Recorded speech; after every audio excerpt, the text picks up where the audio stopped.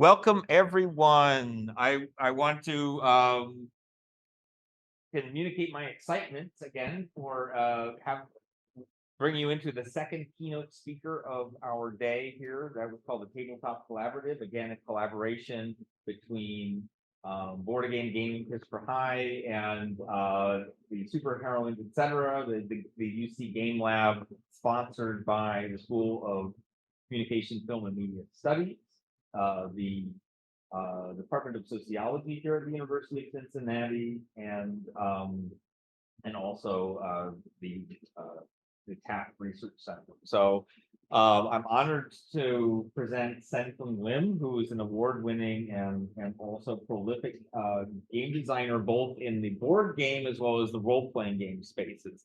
And I actually really prefer his weird role-playing games. So, how I am. And so if you want to play Jiangxi, I have a copy of it. If you want to play Exquisite Crime, I have a copy in my bag. And if you want to play a very cool Sherlock Holmes seeker game, I would recommend you play Mind MGMT. And this is, I'm just naming 3 games of a pretty large catalog that Sen brings to us today. Sen, of course, cannot be here, but has been so gracious as to volunteer this particular presentation. And I'm going to give them the floor, and then we will be able to actually do question and answer with the camera up here, which can see all of you. So Sen's able to see all of us and wave, and we're good to go. Without further ado, Sen-Foong Lim, everyone. Hello, hello, hello. So nice to be here. I'm super disappointed I couldn't make it down to Cincinnati.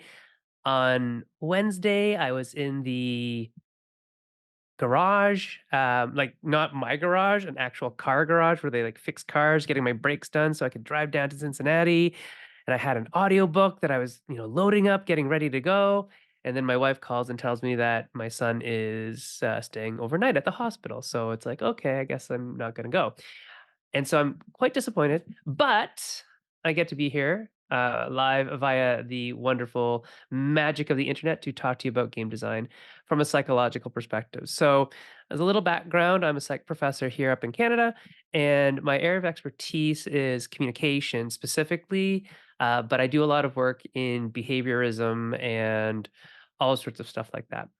And so, I thought I would look at game design through the lenses that I look at therapy through. So I'm a therapist by training, and I thought that it'd be fun to do that. I gave this talk on video in 2021 when it was a Pakachika presentation. And if you've ever done one of those, you know that they're 20 slides in 20 minutes. Oh, not 20 slides in 20 minutes. Well, that's not long at all. It's 20 slides in 20 seconds per slide. So it's 6 minutes and 40 seconds total. But I thought today, I'm a college professor. I can talk a lot. We're going to try to go for the full length of time.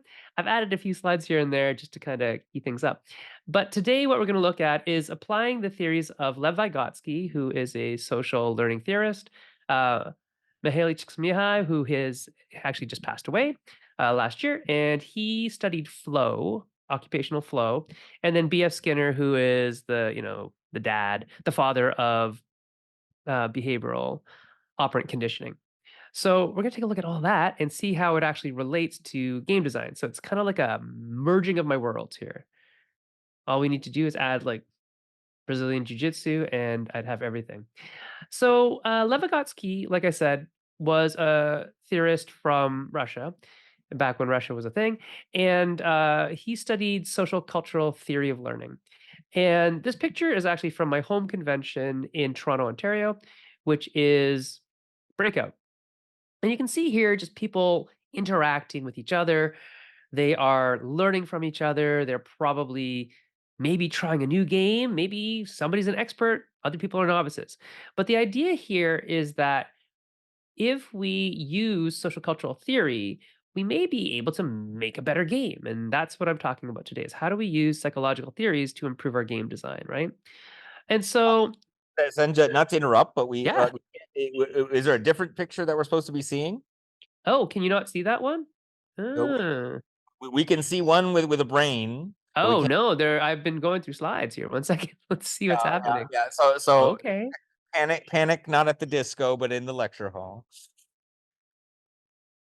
Okay, one second. Let That me is the just difference. Yeah, this is basically as cool as a disco. can you see I'm changing the slides and it's saying that it's screen sharing, but It's not it's changing not on our end. No, okay, let me just stop the screen share things and were then I just will going so seamlessly, and then until we like yeah. said they were. Okay. um Let's see if this works. okay. Yay! Okay. Okay, but I'm gonna change the slide and uh does it change now? Yeah, that's great. Okay, perfect. So let's keep going from here. Yep. So the first part of, and probably one of the biggest things that Vygotsky talked about was this idea of the zone of proximal development. And the zone of proximal development, according to Vygotsky, was the idea that learners, new learners, and you can understand that anybody who's coming to your game for the first time is a new learner. Anybody who is coming to your game after, a year of never playing it is still going to be kind of a learner. And so the zone of proximal development defines a learner as somebody who has skills equal to like X. Let's call it X. But to play the game, we need to get them to skills equal to Y.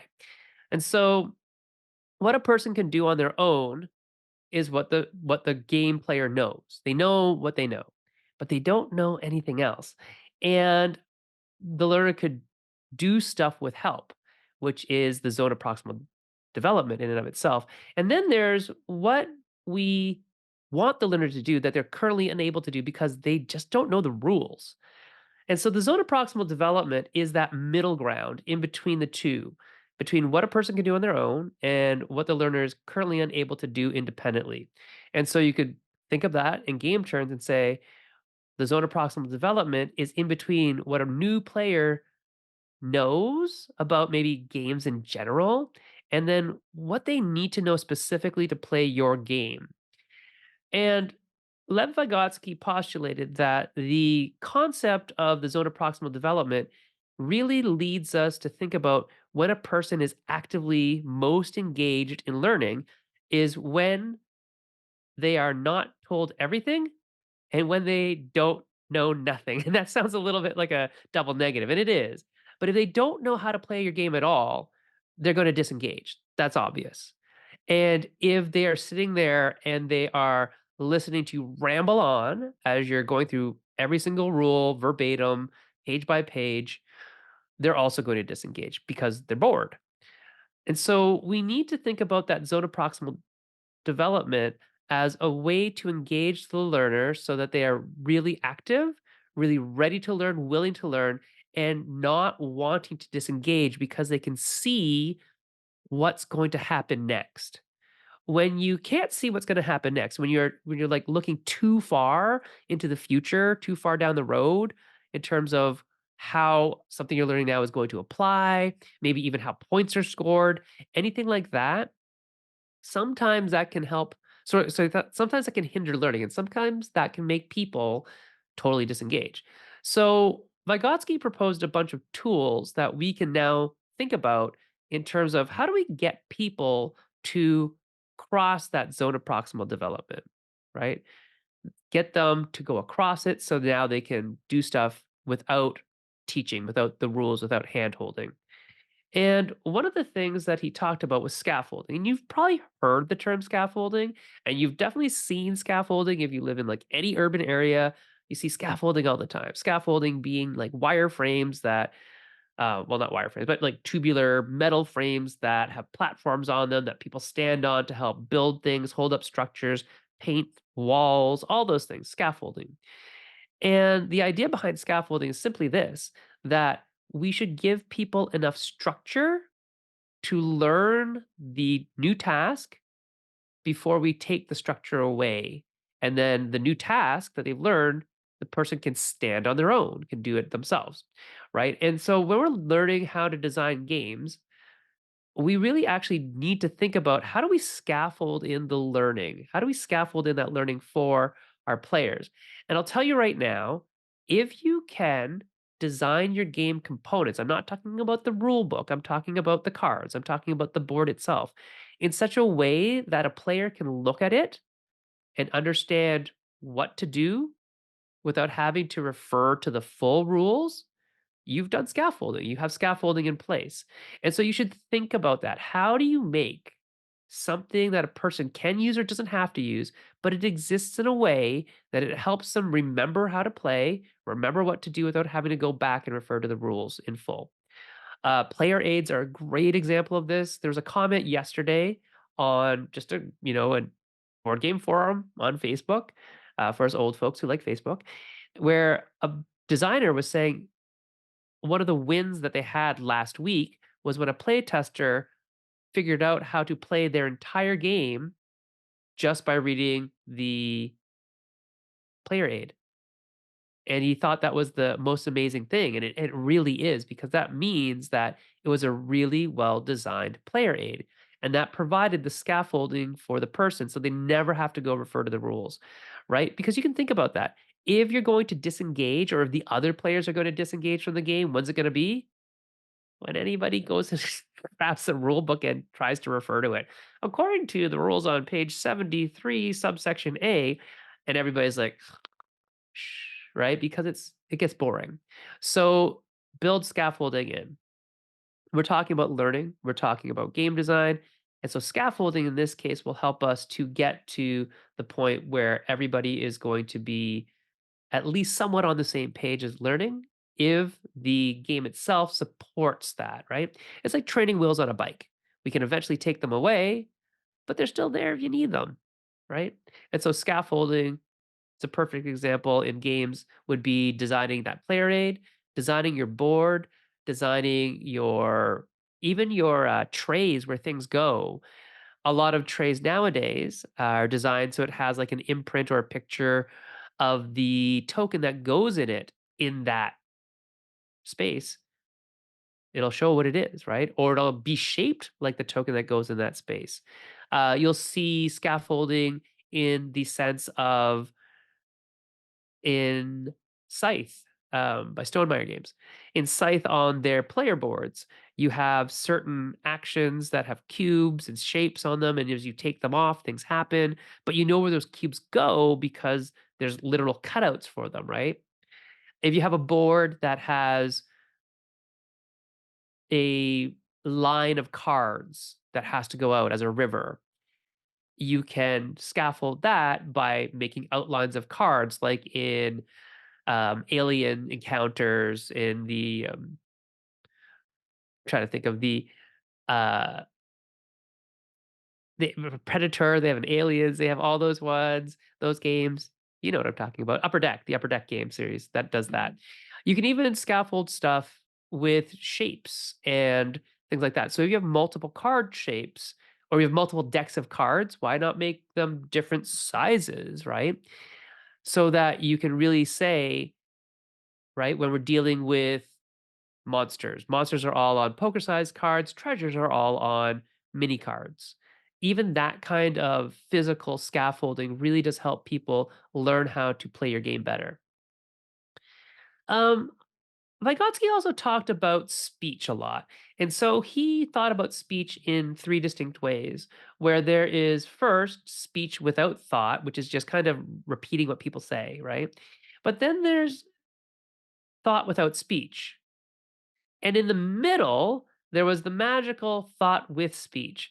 And you might not think this is that important, but think about how you play a game. Think about how you learn a game and you're just kind of you're doing what anybody says, right?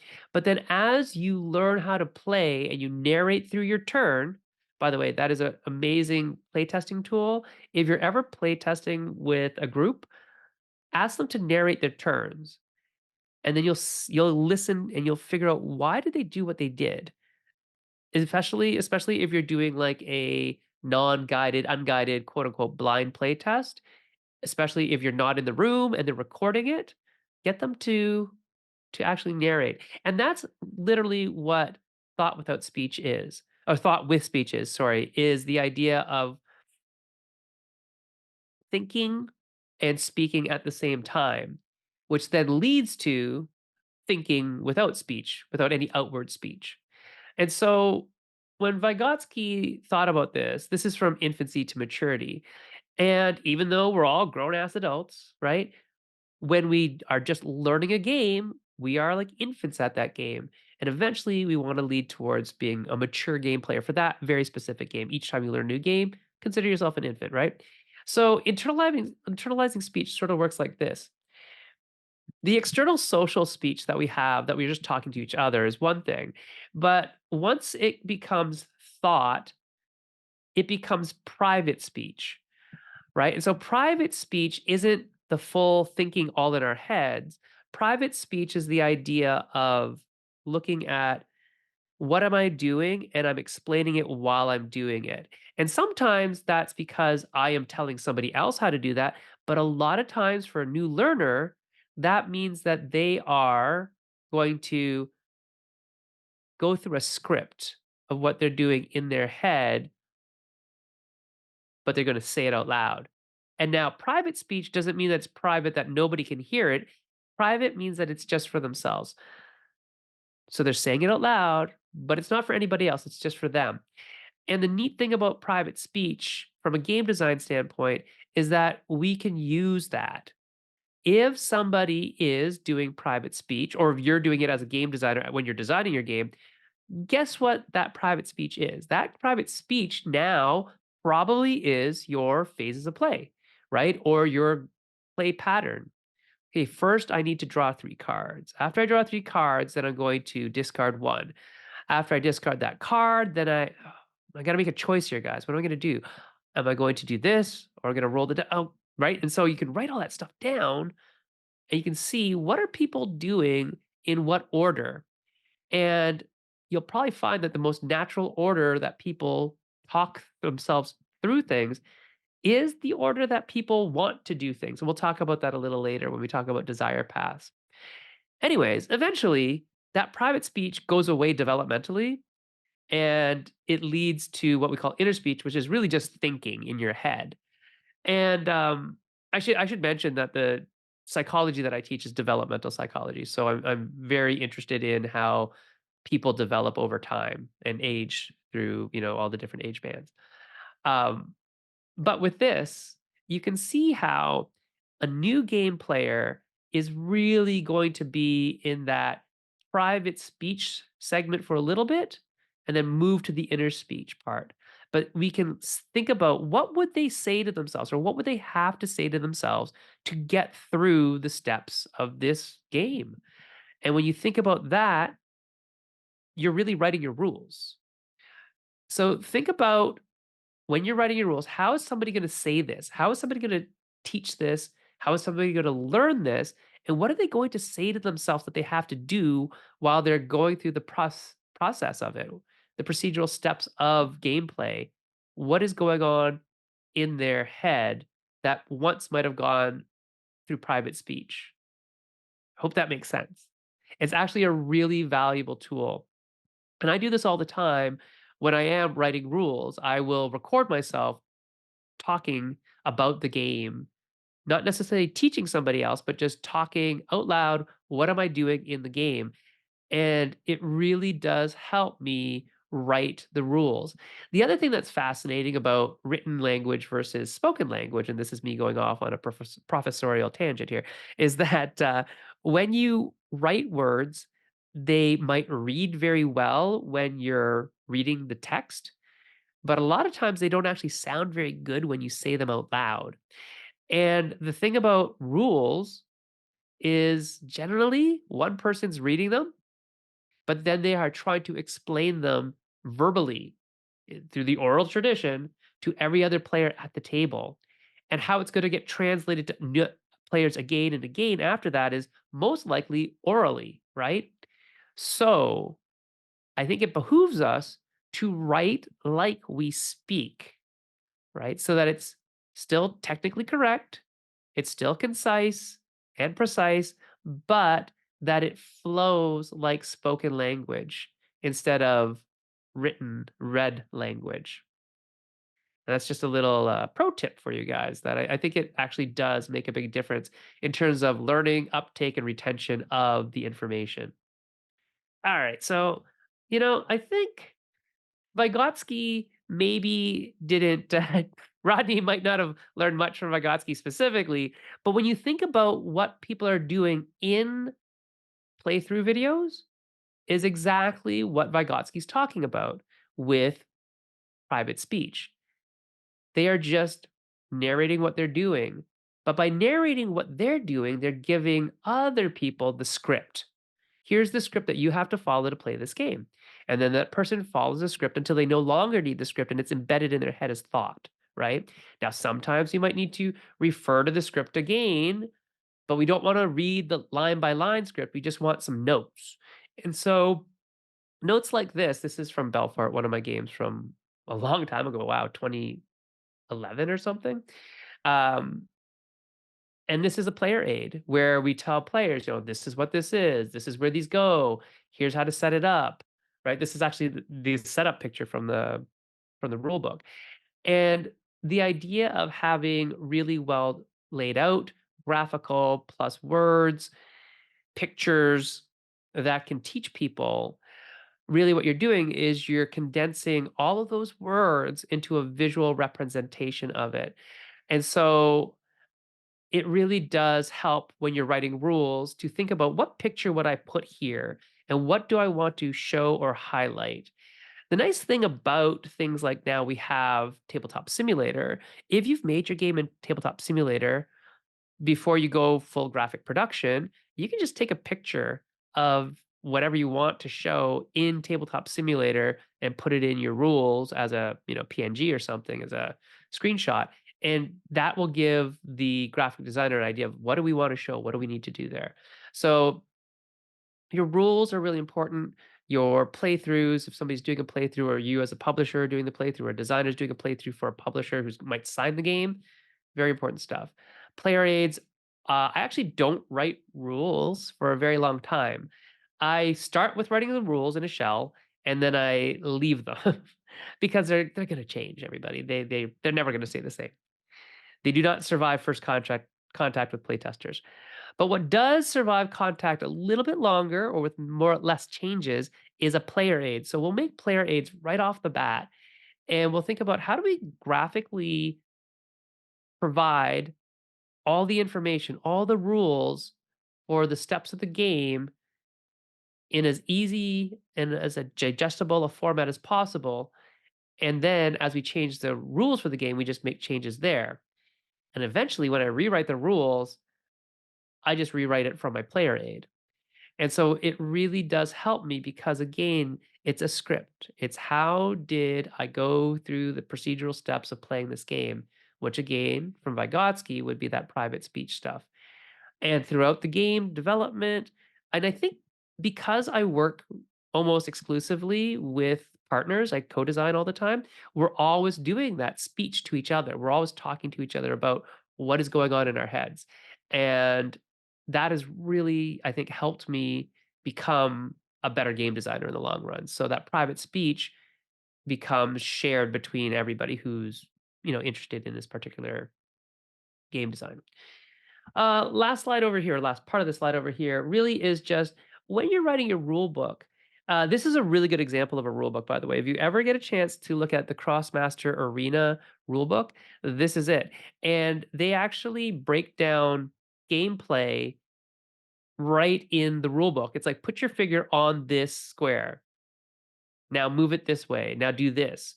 And it goes through in a turn by turn sort of way, teaching you how to attack and defend and move with your character through the book.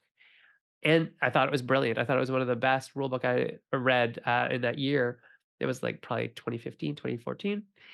And they go through, what do you change on your character sheet, who's winning the battle, all these things right in that. And it's graphically done. It's very easy to read. It's read out like a game, that script of what you would say and do as you were going through the moves. And then over to the side here, I don't know if you can see like the aim of the game, the setup, the starting position, all those things over there. If you're not a graphic designer, and not everybody is, what you should do is go look at a bunch of rule books and really see how they lay out stuff using call out boxes, using different colors, using marginalia to really highlight what is an important rule in this section. And that has nothing to do with Vygotsky. That has everything to do with graphic design and the visual flow of information, which is also something that's really cool.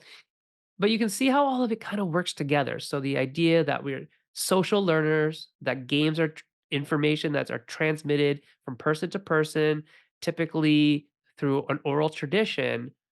And if we know that, why don't we build our rules for an oral tradition, right? Which is why so many people like watching things like Watch It Played, which is why so many people benefit from player aids and so many people really like good, solid examples that are telling a narrative story in a rule book, right? All of that, very social, very uh, social learning theory stuff. Okay, cool. We are gonna move on. Oh, we're not apparently. I haven't read these slides in a while. So this is just an idea about scaffolding and how we can use level design as scaffolding. Not every game has levels. Not every game needs levels. But let's say you're making a campaign style game. Level design is scaffolding. Um, you can't tell what this is, but it's from the first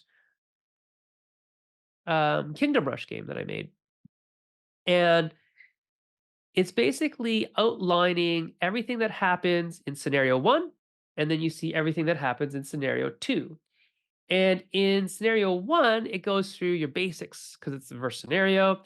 But then in scenario 2, it's like, hey, look at these new rules that are here. Because as the scenarios advance, we're just adding more rules, which is a form of scaffolding, right? So we're building on past learning in the first scenario and adding rules as we go.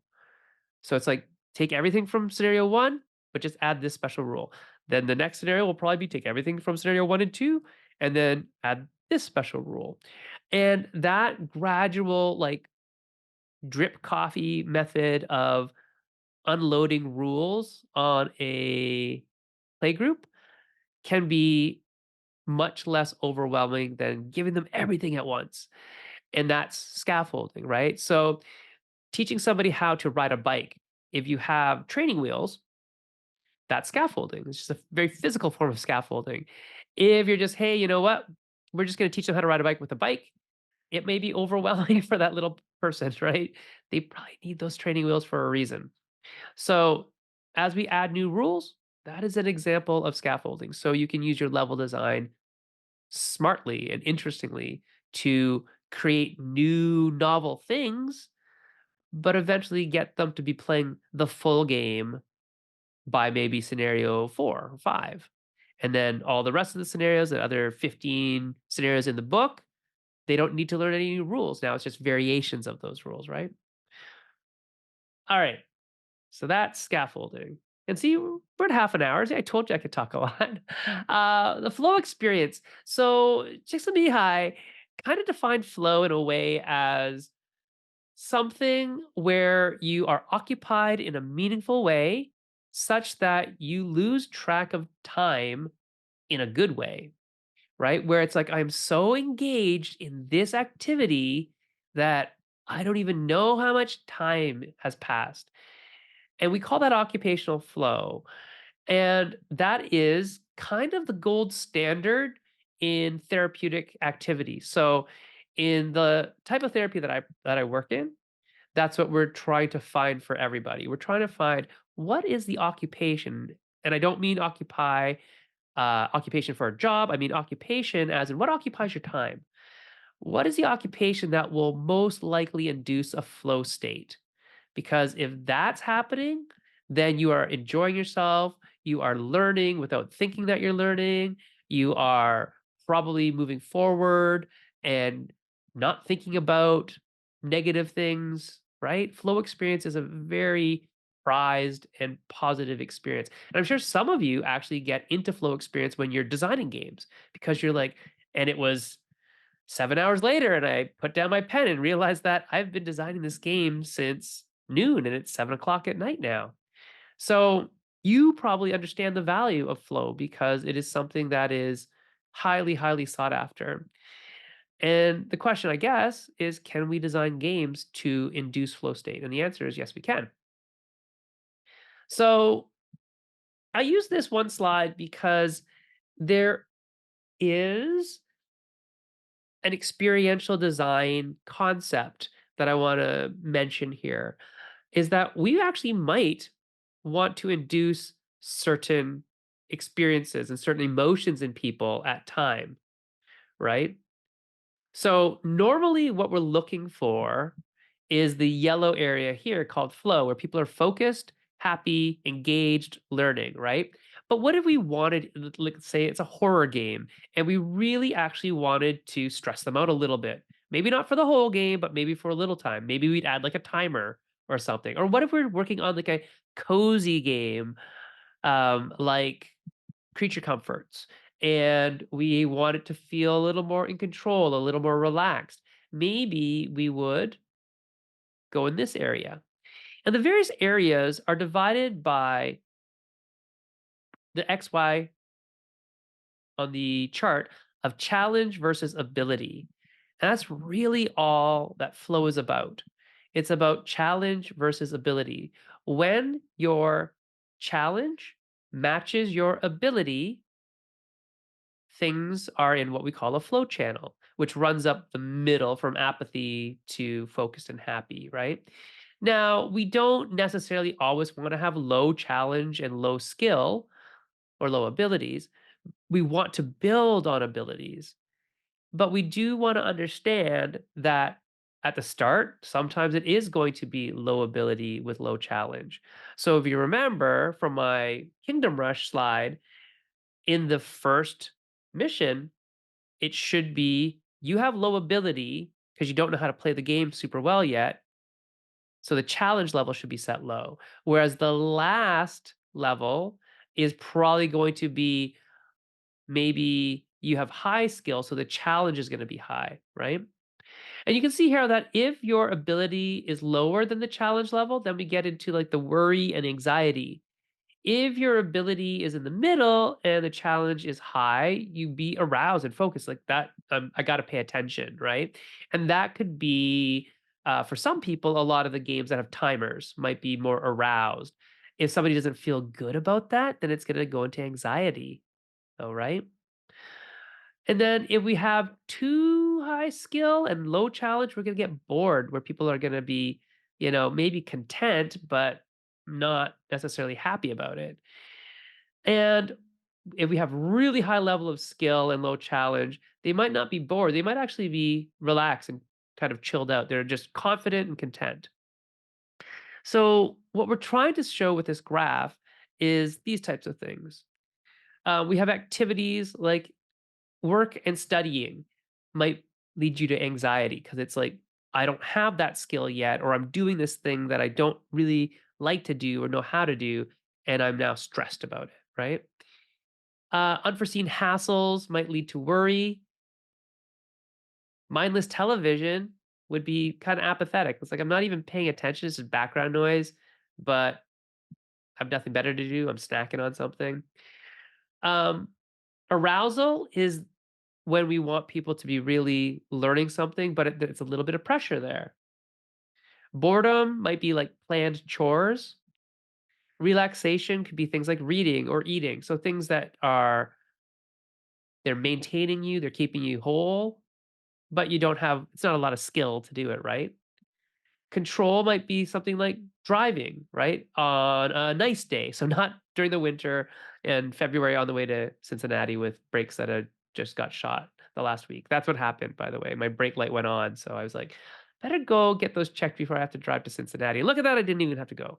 But I was worried about it because it was an unforeseen hassle. See? Um, Now, you can also think about this. Flow would be a favorite activity. So something you really like, usually you're going to fall into flow easier in that. Now, you can look at this and say, okay, well, what does that mean for game design, Sen? Because what does it mean? Well, if your game has lots and lots of procedural stuff, where it's like, okay, between each turn, take the deck of cards, divide the deck of cards in half, shuffle them together, and draw the 5 cards. Of those 5 cards, look for any ones that have stars on them. Count the number of stars and add that many monsters to a column that is no greater than 7 and no less than 8, or whatever, right? And now you guys are all bored from listening to me because that is no fun, right? Plan chores. That is legitimately a planned chore when it's procedural like that, right? And so you can think about when people are doing those procedural bits, sometimes it's boring. Apathetic, you might think, okay, that might be the time when you're not actually engaged in the game because somebody else's turn is happening and it's long and it doesn't involve you at all. And you're not even doing anything, which is why somebody asked me a couple days ago, like maybe a week or two ago, how come Machikoro, if you remember that game, how come it was so popular? It's not a great game. I said, yeah, it's not a great game if you're like a super gamer, but imagine if this is your first exposure to more modern board gaming. You get to roll dice, which you understand, right? So your skill level is pretty high with that.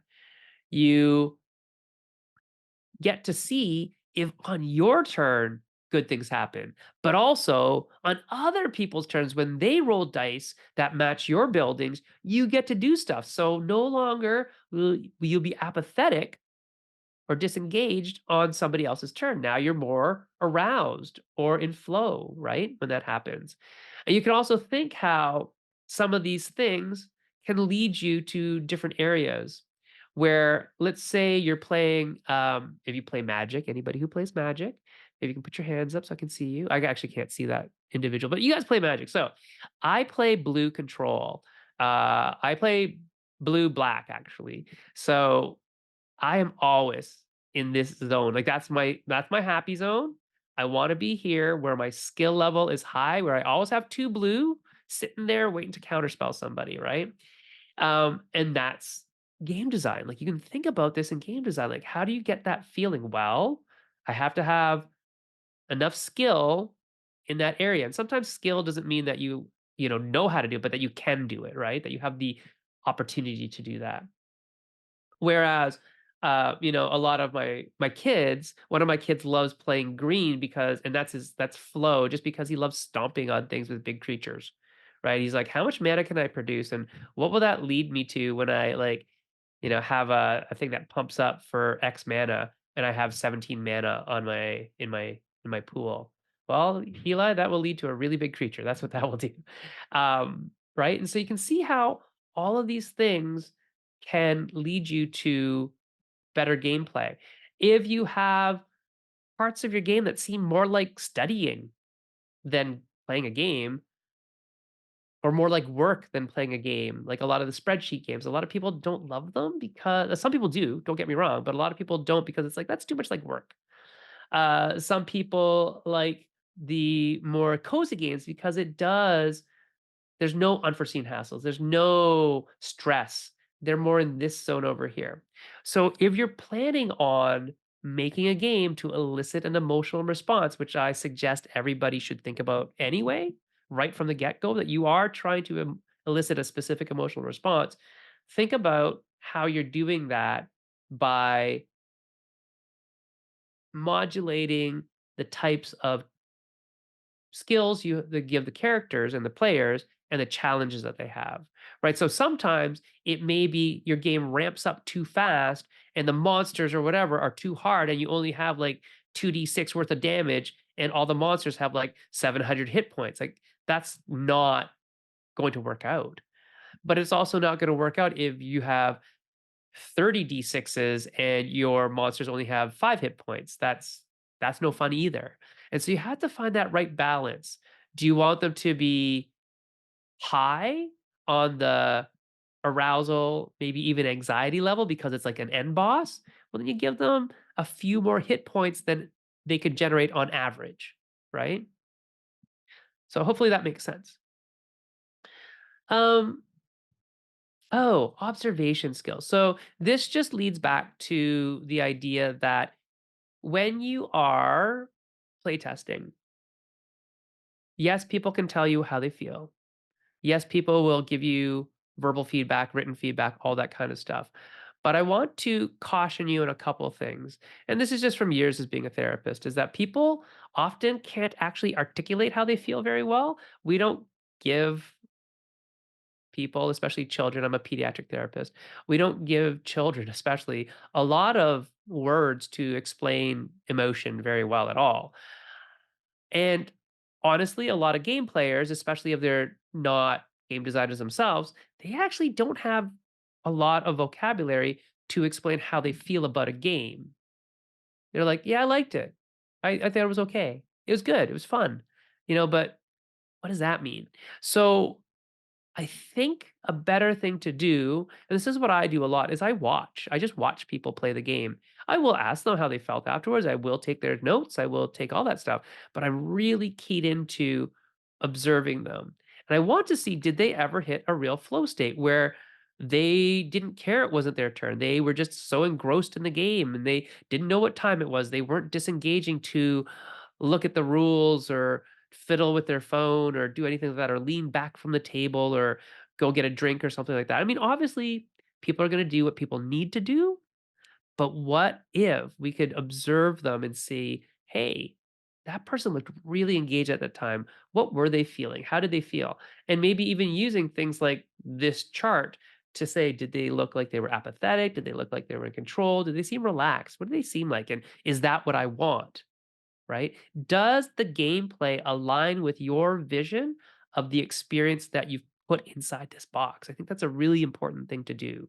I work as a developer a lot for other people's games, and that is my job completely is aligning the vision the original designer and publisher have for this game with what mechanically actually happens when you play it, because it's often not the same.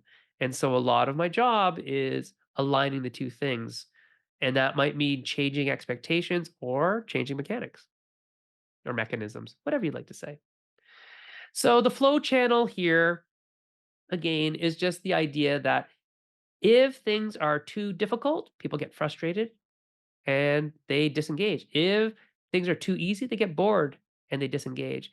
And so our goal usually for most games is to keep them within this flow channel where as they progress through time, their skills increase. And if their skills are increasing over time, whether it's their skill as a gamer that they get to understand the game more, or whether it's their skill as a character and now they have more attack dice, more better armor, whatever, that the difficulty level should change over time as well.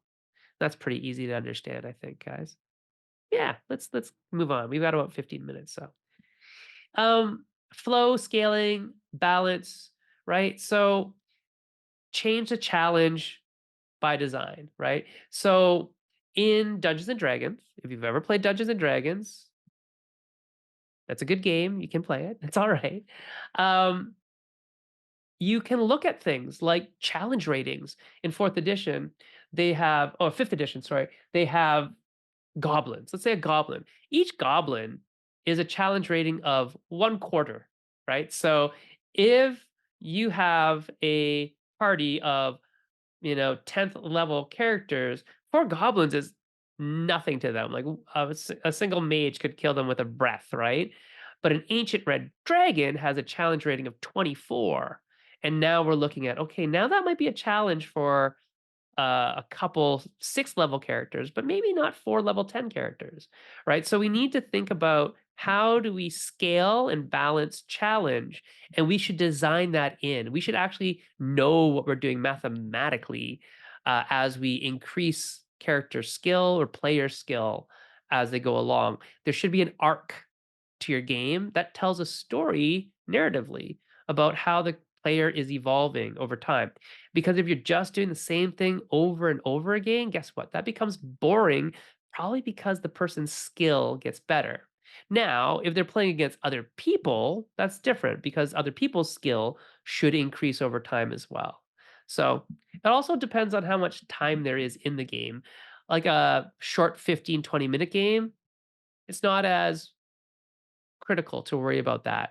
Balance, challenge, all that kind of stuff isn't as important as over like a long hour, 2 hour, 3 hour long game or a Dungeons and Dragons campaign, which will, last forever. We have to balance all that stuff. It's important to think about that stuff right by design and think about how does the flow of the game change the flow experience for the players. Um, Oh, this is that thing, desire path. So going with the flow and desire path, not quite the same as flow, but sort of almost more in line with Vygotsky's social learning theory, is that we as humans tend to do what we want all the time. So in the architectural world, a desire path is basically how do people want to walk on this path? They do not want to go around this 90-degree, very nice built corner. They would rather cut this corner because it's faster and more efficient. And one thing that you'll learn in terms of listening to flow and listening to people's experience and watching them play and observing them play is that sometimes players are going to do things that make sense to them, that don't go with your rules. And you're going, but no, no, it should go this way. But I want you to challenge yourself and ask yourself, what if it didn't go that way? Is the game actually a better game based on how the users are experiencing it versus how the designer intended it to be? And is that okay? That's a question I'm going to leave with you as you go through your design journey and find that maybe some players think that they should deal out the cards first before they discard cards in their hand. And is that a better experience? Who knows? But players are more likely to do things that they understand. And if they're going to do that anyways, should we design for that or should we fight against it? It depends on the experience that you're trying to get. It depends on is there a critical thing in that the way that you designed it that specifically has to be done that way or the whole game breaks down. Now the other question then is like if it does break down that way, is that good? Or should we redesign it so it doesn't break down if we do it the way the players like doing it? Good questions, all these desire path things. Okay, last but not least, we're talking about operant conditioning. We've got about 10 minutes left, so I'm gonna go quickly through this. There's a picture of Skittles because in therapy, that's often what kids want is they will work for Skittles or M&Ms. So operant conditioning, B.F. Skinner was the big bad granddaddy of operant conditioning, and he believed that consequences drive people to perform behaviors. And those behaviors that he's talking about are what we would call willful behaviors, where they are choosing to do it, not respondent behavior, where you don't have any say in if you do it or not, like blinking. You don't really have a say if you blink or not for a lot of things. Now, you can blink on command if you want. Obviously, you can blink. Go ahead, blink right now. But you'll also blink in response to air getting blown in your eye because it's a reflex. So, anyway, my point being that antecedents lead to behaviors, but the chance of a behavior repeating itself again and again is based on the consequence that you receive because you did the behavior. Okay. The antecedent really is just a cue that the behavior should occur or could occur. The consequence, according to Skinner, is what drives it to happen again and again, or not, depending if the consequence is something somebody likes or dislikes. So, this is a chart that I show all my first year students about how we talk about punishment and reinforcement. It's a little bit inside baseball, but all you have to understand here is that punishment decreases a behavior always. Reinforcement increases a behavior always. Positive adds something to the situation and negative subtracts something from a situation.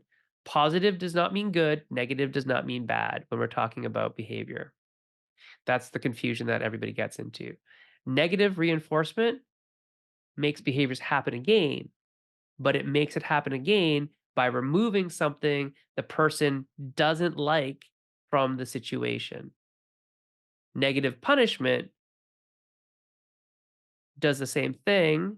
It removes something from the environment, but it's something the person doesn't like. And we do that to decrease the likelihood of a behavior happening again. There's also positive punishment, right? Where we add something to decrease a behavior. And the easiest one is positive reinforcement. That makes sense to most people. Subject feels rewarded. We are adding something to increase behaviors. And when we're playing games, positive reinforcement usually comes in the form of victory points, right? Now, we can also use all of these in our game design, but typically we use a lot of positive reinforcement and we use negative punishment. Like, well, if we want a behavior to happen less, we'll usually take things away, right? You lose a card when you do this behavior that isn't something you should want to do, right? So I'm going to skip this, but the idea here is exactly what I just said. When we put it all together, we have a lot of things that are antecedents, so things that happen before, cues and signals that lead to behaviors that are desired or undesirable. And then they have consequences, right? So desired behaviors that we want to see again and again should have positive or negative reinforcement. Undesired behaviors that we don't want to see again should have positive or negative punishment. That's how that works. But we're going to talk about the antecedents first. So antecedents in game design are what we put into it. We as the designers are going to put these into the games where we have structures like a phase structure, turn order, when to act, a score track. Those show us what we should do. They're cues to do things. And if we don't have them, how can we expect the player to behave properly? We might be able to, but we should make it easier by putting them up front on the board in their hands, right? A card that says this. It's why most rule books on the back of the book have this, how to play in very small points because it gives people structure. And those cues tell us how we want you to behave at certain times. Models Models could be expert players to emulate, examples and strategy tips in rules, right? Video. So having a model of how to behave to maximize score, right, is telling you, we want you to get the reinforcer. We want you to get the victory points. Here, let's model a behavior that gets you several of those, right? A cue could be from other players, could be tells in poker, could be other players egging you on to like roll again and can't stop or keep on going in ink and gold. And goals are often things that we do in games, right? We have a lot of games where you start with a goal, like a route card in Ticket to Ride that tells you you should probably build over here because it's more points than you building over here. So it gives players some direction, some idea of what to do. In Junk Art, one of the games that I made, we're always talking about height is always important. So when anything else, if you don't know what to do, just try to build it higher, right? And then we can talk about different reinforcement strategies in games. So in Small World, one of the things that we use in Small World to get people to choose traits for their races that nobody else is picking is we'll put gold coins on them to make them more valuable if you do pick it. It's an incentive, it's a reward, it's a positive reinforcement, right? Negative reinforcement would mean we want this behavior to happen more and more. So we're going to remove something you don't like from your environment if you do it. So scrapping in a lot of the deck builders, say Star Realms, when you scrap explorers in Star Realms, you make your deck more efficient, right? So we want you to do this. We want you to have this more efficient deck. So you're rewarded with having a more efficient deck by doing the behavior. That's negative reinforcement because we want you to do it. Positive punishment would be when an aversive stimulus is added to the scenario or the situation when you did something that wasn't supposed to be done. So you broke a rule. So in operation, right? And you touch the metal edge and the buzzer gets activated. That would be positive punishment. Negative punishment is removing something that people like when they do something that's undesirable. And so in Ticket to Ride Again, you would subtract points for having an incomplete route card at the end, right? So it means don't take too many of those because you have a choice, right? You could take them, but if you're late in the game, it's like, I don't think I can finish it. Well, then maybe don't take it because it'll be worth negative points if you can't finish it. So what that's saying is don't risk this behavior. It's probably not worth it for you. So we're trying to incentivize behaviors that get you points, disincentivize behaviors that lose you points, et cetera, et cetera. Does that make sense to everybody? So I hope we're getting some examples here from games that maybe you've played. That'd be great. Last slide here on this is just the idea of how to create game loops by using operant conditioning, right? We have a clear antecedent, a cue that leads to a desired behavior that leads to positive or negative reinforcement. depending on what we're talking about, right? So, for example, I think this comes from Star Realms. The objective, defend in Star Realms, is have 2 or more outposts in play by the end of the game, or kind of at any time, really. That's the goal. The antecedent, because we get the card, it says this, we have a signal, I should do this thing. The desired behavior is buy more outpost cards, right? And then we will get to draw 2 cards when we manage to put 2 outposts in play. We say, I've met this objective, and we're going to be closer to the win condition, because the win condition when you're playing with objectives in Star Realms is meet a bunch of those objectives, right? So there we go. That's it for today. Thanks for chatting. Here's how you can find me on the internet. There's a bunch of links on my link tree, and they're all the ones that you see below. My website goes over my ludographical information, like all the games that I've worked on.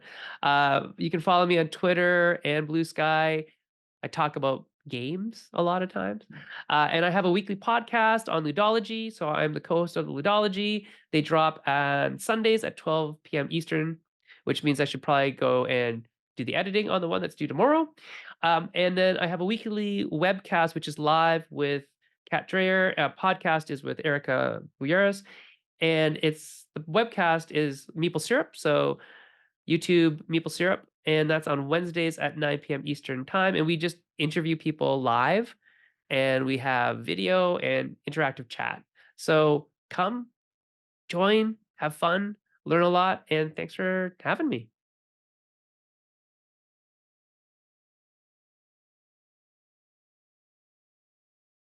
All right, the camera is out here. The microphone is facing me, and we will see what questions we have. I will moderate whatever Sure.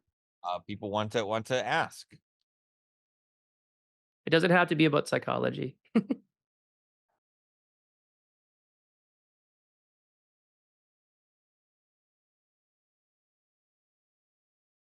was almost a question. I've got a question, which Yeah, if is you want to start, yeah.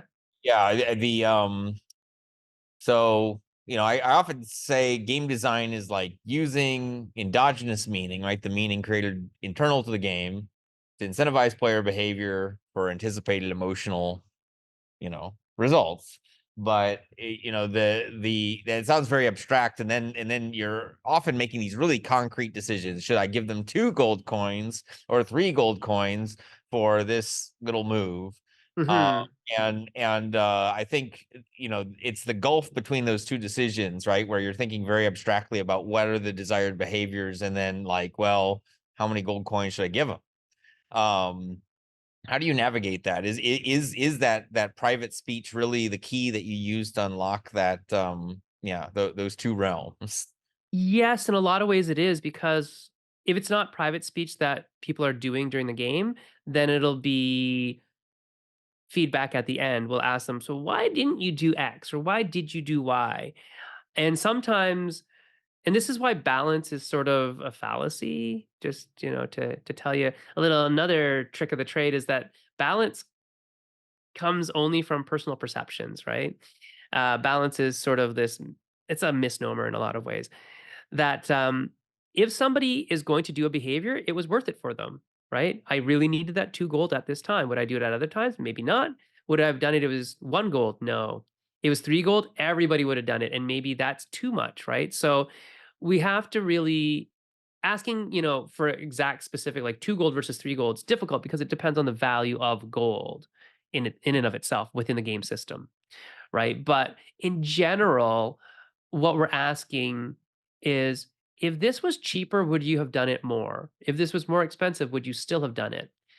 And that's really kind of how we get around figuring out the costing of certain moves or techniques or cards or items or whatever, is asking those questions and watching through playtesting. So it isn't something that magically occurs.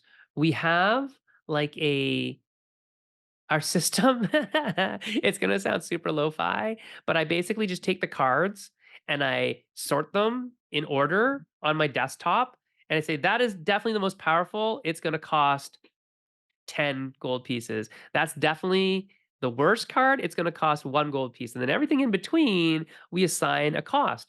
And then as players use them more or less, we kind of shift them around in this line to end up with this line of costs from whatever, 1 to 10. And some of the costs might have multiples at 1, multiples at 10, and several that cost 7. Who knows? But the idea here is like through play, you'll find out what the actual cost should be. But you got to start somewhere because people need an anchor um, because of anchoring bias and all that kind of stuff. People need that anchor though to make a decision in order to say that should cost me more, that should cost less, or that was worth it for me to do that behavior or buy that card, or whatever. Does that make sense? Yeah, it's not so much balance as it's creating that kind of player decision environment. Yes, yeah. Which does create balance in the end in a way, but yeah, it's giving them the decision space to play with the consequences of their actions.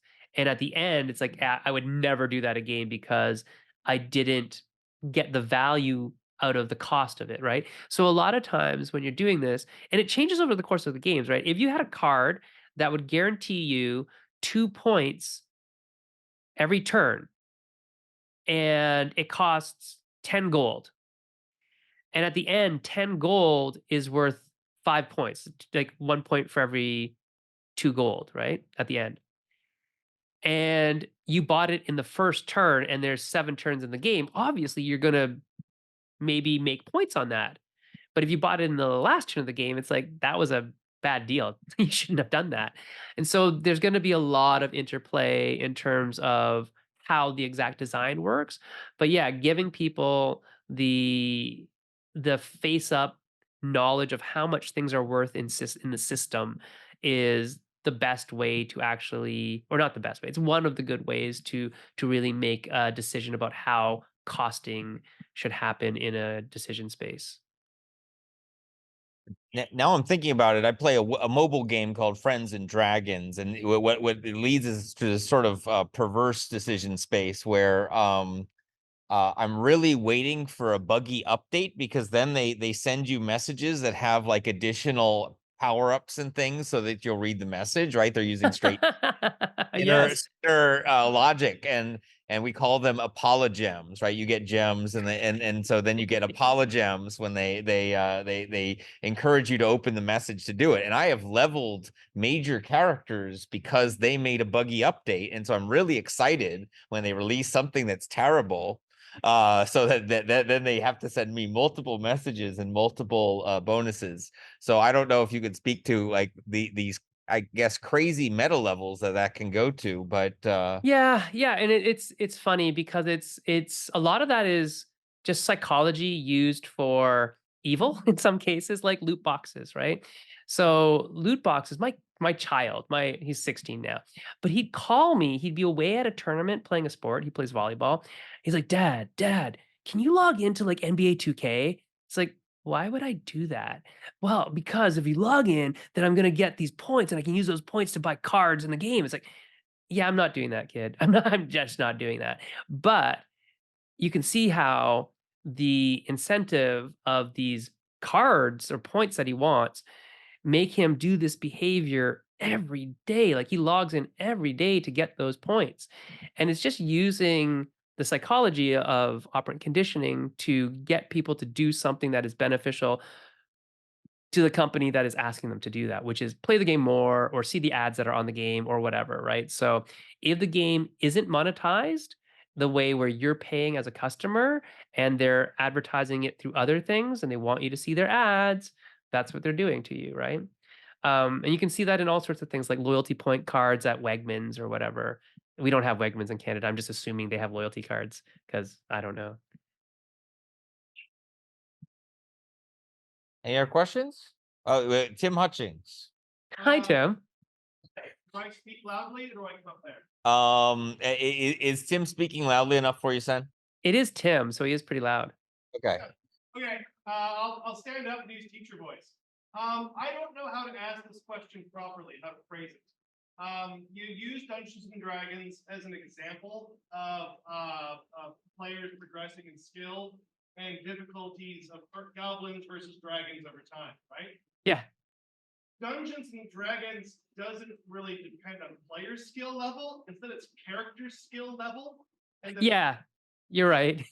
you talk a little bit like that incredible weirdness right there, where we're simulating difficulty and skill.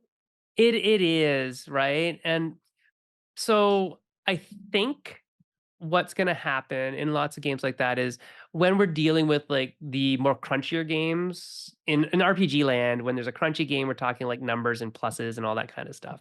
And when there's a lot of pluses, that's when you have to do that kind of level design through the what kind of monsters go in this dungeon versus that dungeon, because you'll have a TPK, total party kill, if you put level 1 creatures against mind flayers. That's not going to work for anybody. So it is character versus player for sure, because your character, your avatar, is going to have certain skills and abilities and weapons and equipment that afford them dice and spells and armor classes and whatever is in whatever edition of Dungeons and Dragons that you're playing. But then you have the question I think that Tim's asking is that, well, then you have players who are just better at playing than other people. And we see that in like D&D 5e incentivizes better play through the wonders of what's it called? Um, it's well, advantage dice. You get advantage dice for it.